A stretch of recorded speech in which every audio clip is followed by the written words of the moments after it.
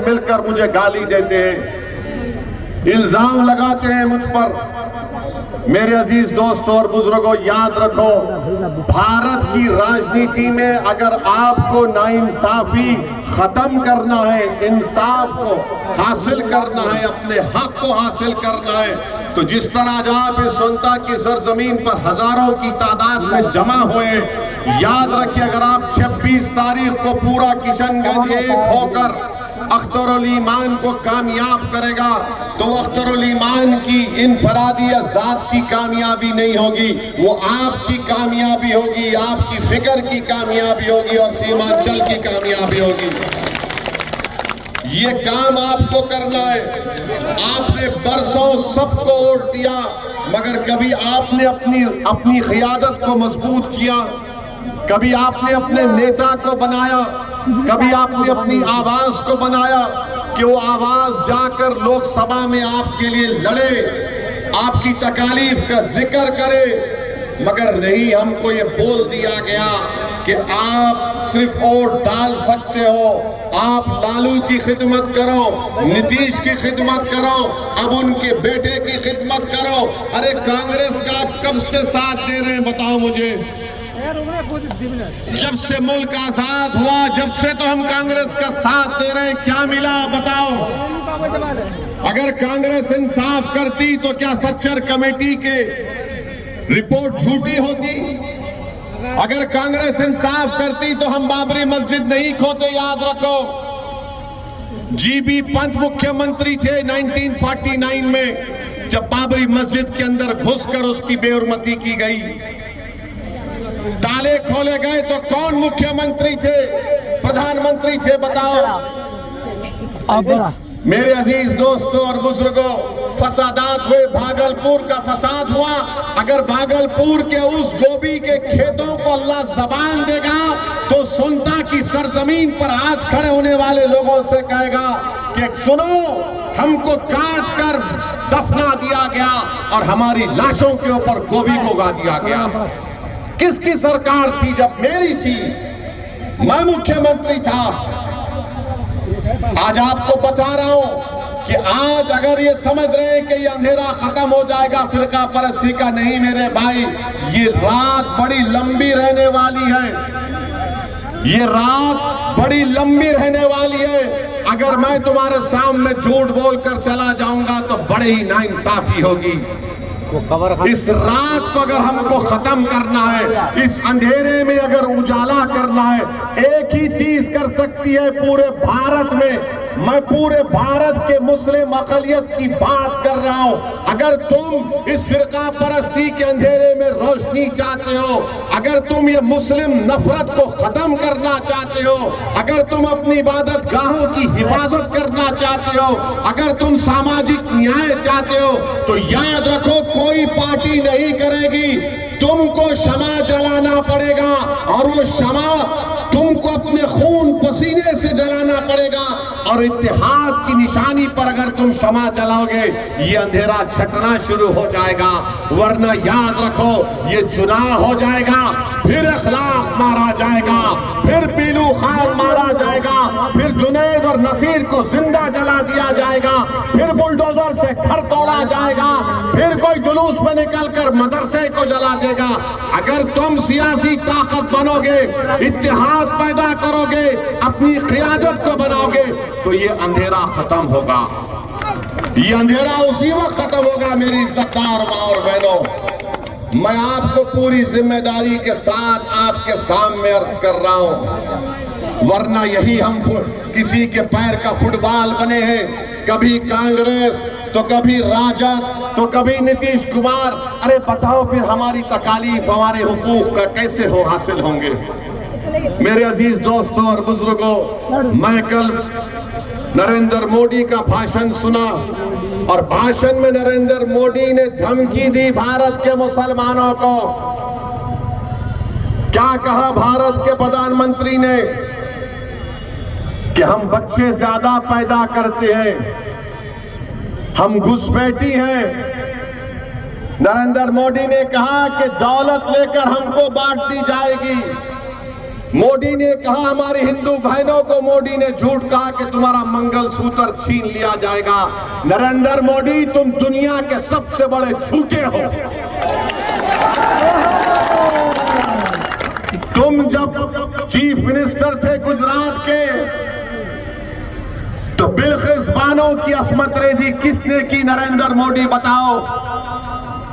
हमारी बेटी बिल्किस बानो हामिला है, 3 साल की बेटी उसके साथ है, उसकी मां है, रिश्तेदार है। घर के पड़ोसियों ने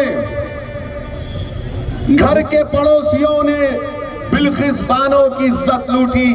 बिल्किस बानो अपने घर के पड़ोस में जो दुकान थी, उस दुकान से बिल्किस बानो ने चूड़ियां खरीदी। जिसने हमारी बेटी को चूड़ियां बेचा उसने बिल्किस बानो की असमत रेजी की, 3 साल की बेटी को कत्ल कर दिया। अरे नरेंद्र मोदी, बताओ किसकी दौलत लूटी गई? मेरी बेटी की, मेरी बहन की दौलत लूटी गई थी।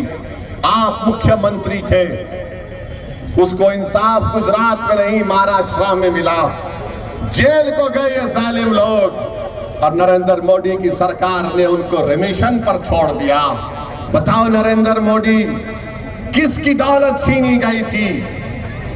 किसकी दौलत छीनी गई थी? एहसान जाफरी को जिंदा काट कर जला दिया गया। नरेंद्र मोदी, आप भूल गए? यही एहसान जाफरी ने आपको कई फोन किए थे, साबिका रुकने पार्लिमान, मगर एहसान जाफरी को जिंदा जला दिया गया। आज भी उसकी बेवा ज़किया जाफरी इंसाफ के लिए पुकारती है, कोई पूछने वाला नहीं है। भारत के वजीर आजम 133 को जनता के वजीर आजम जो कहते हैं, झूठ कहते हैं, सबका साथ सबका विकास, मगर कल का भाषण नरेंद्र मोदी का ऐसा नजर आ रहा था कि हिटलर बोल रहा है, भारत का वजीर आजम नहीं बोल रहा है।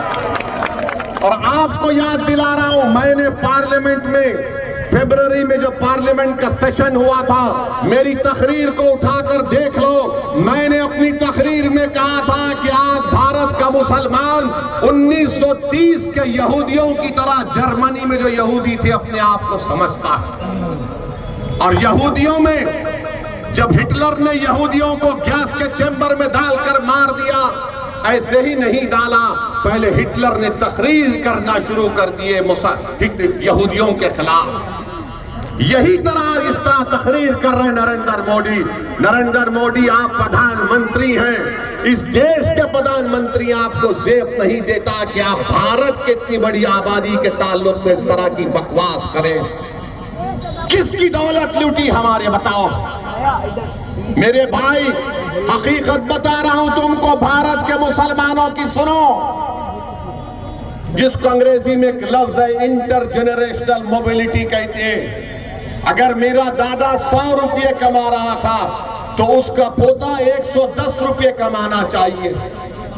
हमारे हिंदू भाइयों के पोते अपने दादा से बढ़कर कमा रहे हैं। यादवों के बेटा थी, एहसान जाफरी को जिंदा काट कर जला दिया गया। नरेंद्र मोदी, आप भूल गए?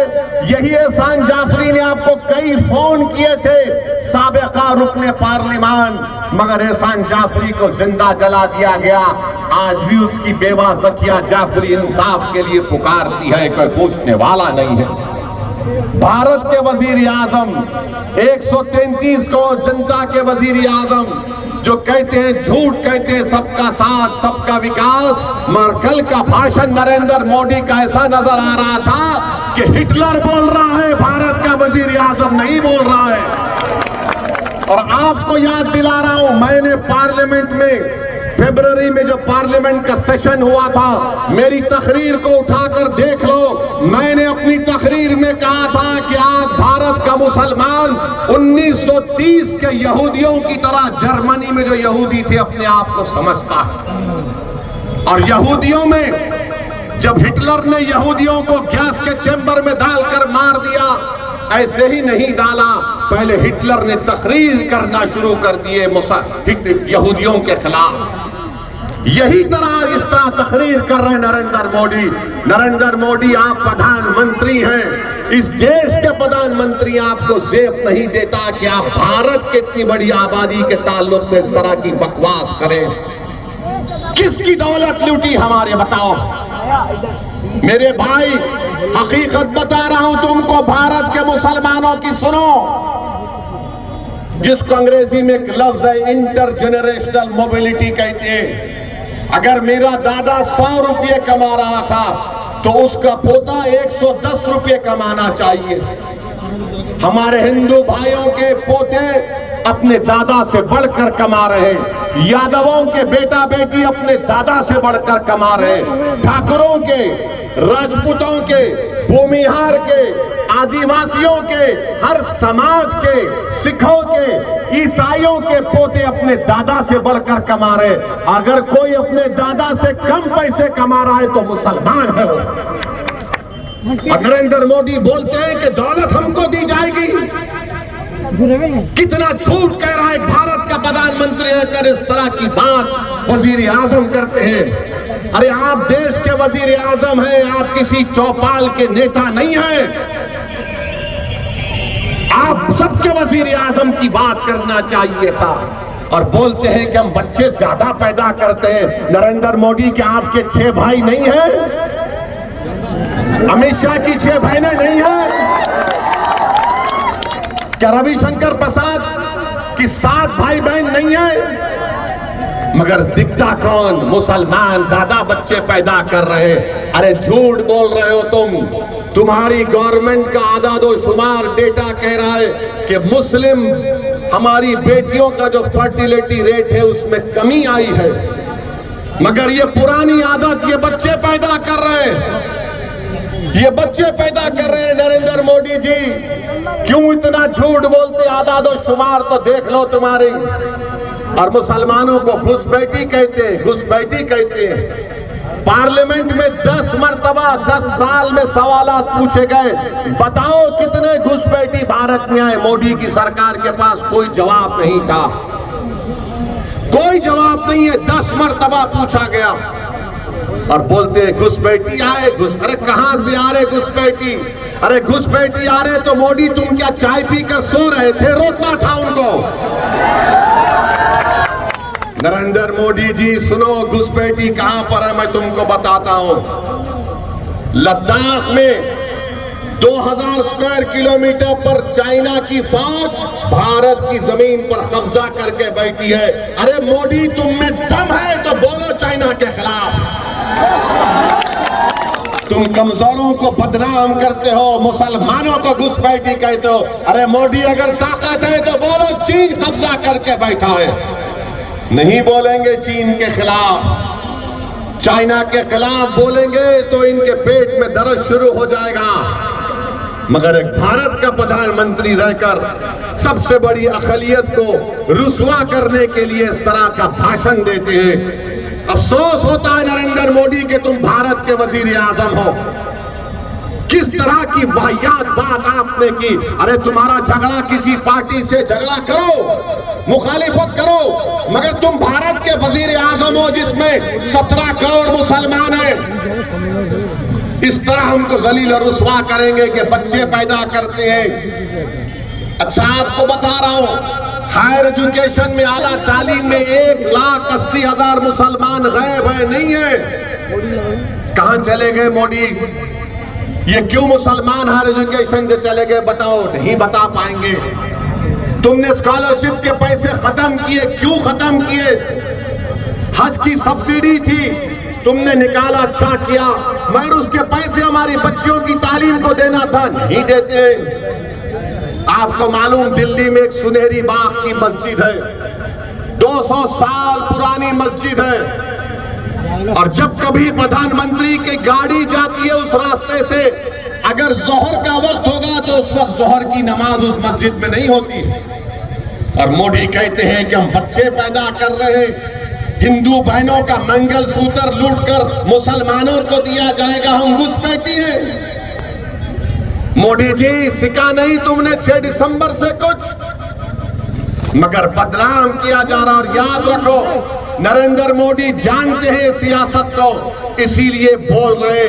अब आप और हम क्या करेंगे? क्या ओवैसी एक जज्बाती तकरीर करेगा और तुम जिंदाबाद नारे तकबीर के नारे मारकर घर जाकर सो जाओगे? नहीं, मैं आपसे इसलिए कह रहा हूं कि अब तब्दीली लाओ मेरे भाई, जागो मेरे भाई, उठो, ये वक्त उठकर अपने हक के लिए लड़ने का है। तुम ये समझे कि तुम्हारी लड़ाई यादव लड़ेंगे, तुम्हारी लड़ाई नीतीश कुमार लड़ेगा, अरे तुम्हारी लड़ाई कोई नहीं लड़ेगा। तुमसे सिर्फ वोट लिया और सत्ता में आ गए। अगर घर किसका जला तो मेरा जला, बेटा किसी का मरा तो मेरा बेटा मरा, किसी की बेटी की अस्मत टूटी गई तो मेरी बेटी की अस्मत टूटी गई, किसी इबादतगाह को तोड़ा गया तो मेरी इबादतगाह को तोड़ा गया, अरे मुझे बेबस कर दिया गया। ये तो अपने इख्तिदार के महलों में आराम से सो रहे। बताओ तुमने क्या हासिल किया, तुमने क्या हासिल किया? सोचो मेरी इस बात को। ये वक्त उठने का है, याद रखो। अगर आज आप नहीं उठेंगे, मैं सिर्फ सोनता की सरजमीन पर आज हजारों की तादाद में आप खड़े उनसे मुखातिब नहीं हो, बल्कि जहां कहीं भी अल्लाह अपने फजल करम से मेरी आवाज को पहुंचाएगा, मैं उनसे कह रहा हूं उठो।